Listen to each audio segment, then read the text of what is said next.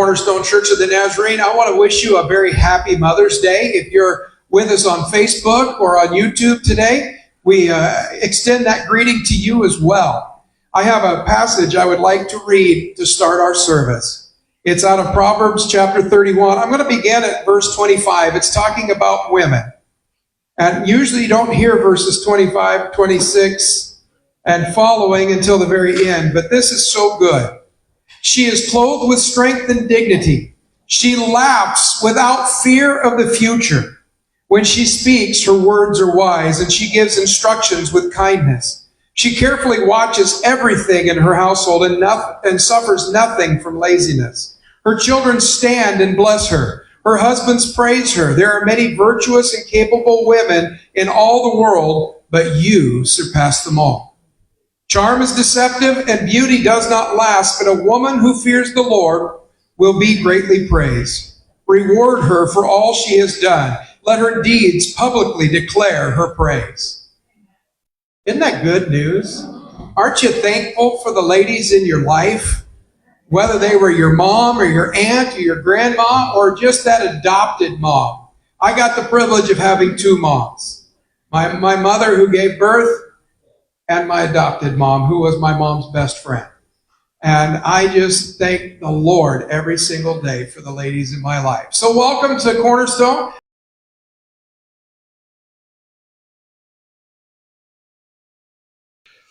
I want to start this morning by saying I love my mama. Okay? I'm so thankful for her love, her teaching, her guidance throughout the years. I've had a privilege of having her as my first Bible teacher. How many of you can say your mom was your first Bible teacher? In church, she led children's church.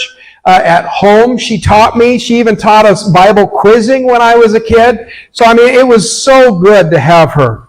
She would teach us stories from the Bible, but it wasn't just that she would teach us stories. She would do it in wonderful ways. She always had and still has her flaws because she's not perfect like anybody else, but she was always an example of what a godly woman, a godly wife, and a godly mama should be.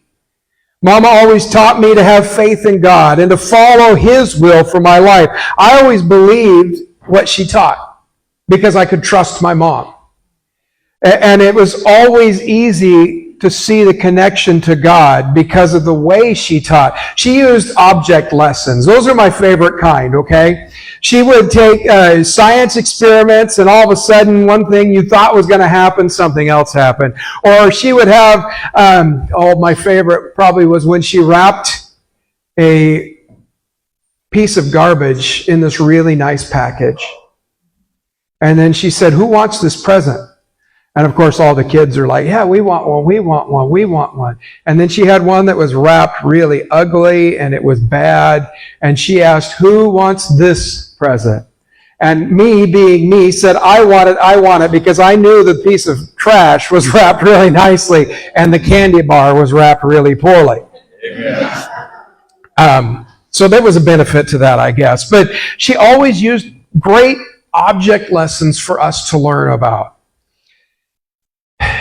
But more than that, she made me feel that God loved me more than I could know. And that I could always trust Him no matter what in my life. One of the stories that I remember very well was the story of the 12 spies that were sent from the people of Israel into the promised land.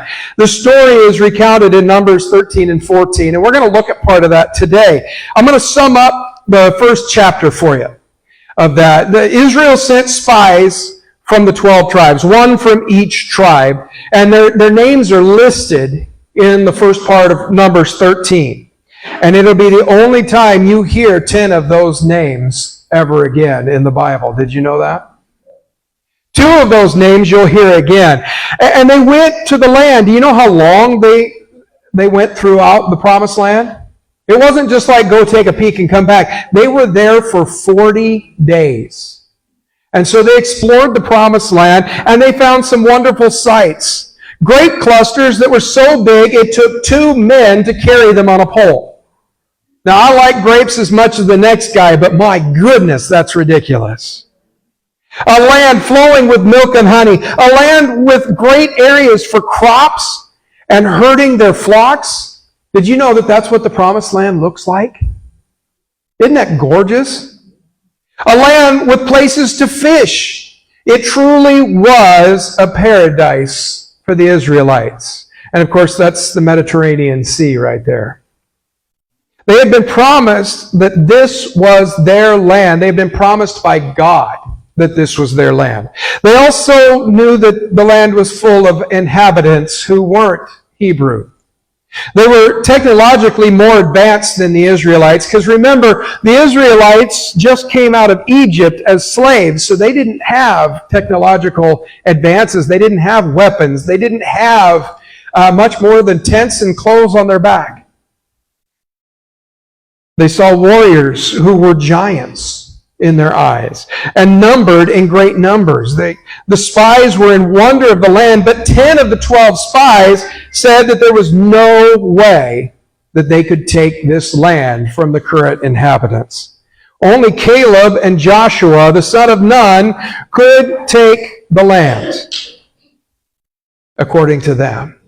The other 10 began spreading their dismal view throughout all of the Israelites. Did you know that? It wasn't just that they came back and told Moses, hey, this is not something I think we can do. No, they went to all the people in their tribes and said, guys, we can't do this. There is nothing we can do to take this land. It's gorgeous. It's beautiful. Look at the fruit that we took from there, but we can't beat them. So we might as well just give up and go back to Egypt right now. Only Caleb and Joshua said that they could take the land. And that's where we're going to pick up today's message in Numbers chapter 14, starting at verse 1. When the whole community began weeping aloud, they cried all night. Their voices rose in great chorus of protest against Moses and Aaron. If only we had died in Egypt or here in the wilderness, they complained. Why is the Lord taking us to this country only to have us die in battle? Our wives and our little ones will be carried off as plunder. Wouldn't it be better for us to return to Egypt? Then they plotted among themselves, let's choose a new leader and go back to Egypt. Then Moses and Aaron fell down on their face, on the ground before the whole community of Israel. Two of the men who had explored the land, Joshua, son of Nun, and Caleb, son of Jephunneh, I'm going to go with that, tore their clothing. They said to all the people of Israel, the land we traveled through and explored is a wonderful land. And if the Lord is pleased with us, He will bring us safely into that land and give it to us. It is a rich land flowing with milk and honey.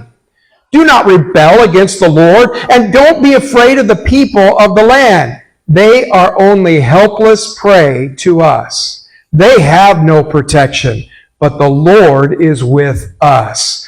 Don't be afraid of them. But the whole community began to talking about stoning Joshua and Caleb. Then the glorious presence of the Lord appeared to all of the Israelites at the tabernacle. And the Lord said to Moses, how long will these people treat me with contempt? Will they never believe me? Even after all the miraculous signs I have done among them, I will disown them and destroy them with a plague. Then I will make you into a nation greater and mightier than they are. So 12 spies went exploring. See, the story continues after this. Every single person over the age of 20 who was registered to the nation of Israel would never live to see the promised land. Except for, guess who? Caleb and Joshua. Those are the only two that would be able to enter the promised land. They wandered the barren desert for 40 years. Now, do you know how long after they left Egypt that this time was for them to go spy? 1 year. They had spent 1 year so far. They'd gotten the tablets from God on the mountain with Moses. They had done the golden calf, and they had been protected by God after they crossed the Red Sea on dry ground. 1 year to get to the promised land. Really, you know how long it takes to get from the Red Sea to the promised land if you're walking? 11 days. So they took 1 year. I get that. Kind of get your feet underneath you and following the pillar of fire and the pillar of smoke and going where God led them. But 1 year later, God said, okay, send the 12 spies in so we can see what we're getting. And he would have let them go into the promised land right then and there if they had been faithful. But instead, they had to wander around another 39 years in the desert. So why would it take 40 years to enter a land that only took 11 days to walk to? Simply put, they weren't faithful to God's will. And they didn't trust him. So they had to learn a lesson the hard way. Anybody know that feeling? See, 12 spies went exploring. 10 of the spies were intimidated. And they spread bad news among the people. Do you know people like this who say, oh man, I don't like what's going on in life? Maybe they're complaining about politics. Maybe they're complaining about their pastor in the church. You better not. And maybe they're complaining about something else. But they got to tell everybody else about what's going on and how negative it is. That's what the 10 spies were doing. They were intimidated. But 2 spies had faith. They were faithful to what God wanted them to do. They tried to convince the people to have the same kind of faith. Remember, this is hundreds of years before King David and fighting Goliath. This was hundreds of years before some of the miraculous things with Elijah and the prophets of Baal. This was hundreds of years before Jesus would be born. But man, a year ago, God brought them out of Egypt, did 10 plagues on Egypt, moved them across the Red Sea on dry ground, and fed them. And yet they forget what God had done for them. Because the people refused to believe that God could do and would do what he promised, they had to wander. They had to wait for their birthright. In fact, those adults would never see the promised land. They had to suffer. And they died without gaining the promise that God had given them. Is that because God is a take-back artist? No. He said, all you have to do is be faithful in me, and I will do what I've promised to do. So how do we avoid wandering and waiting for 40 years before we get to take hold of the birthright that God has given to us? Simply put, do what Mama says. Mama always said to follow God and be faithful. If we really have faith like we say we have faith, then we trust him and we do our actions based on that faith. If we're griping and complaining about life, then we are not trusting that God is doing what he says he's going to do for us.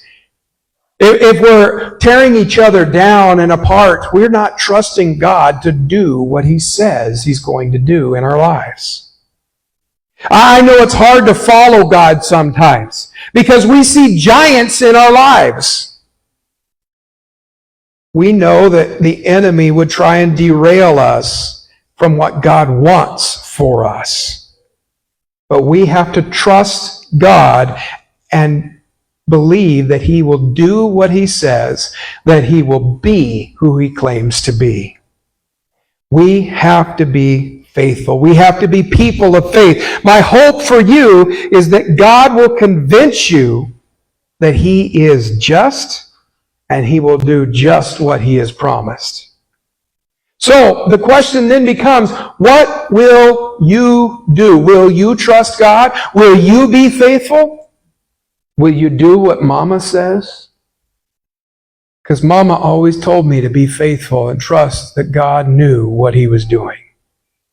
Or will you be intimidated? Or will you be faithful? I encourage you today to follow the advice of my mama. Trust that God will be who He claims to be, and that He will do what He says He will do. We should endeavor to be like Caleb and Joshua in all aspects of our lives, so you won't be intimidated by the giants in your life. Remember what Joshua and Caleb said? He said that these giants are like prey to us. And I don't mean P-R-A-Y, I mean P-R-E-Y.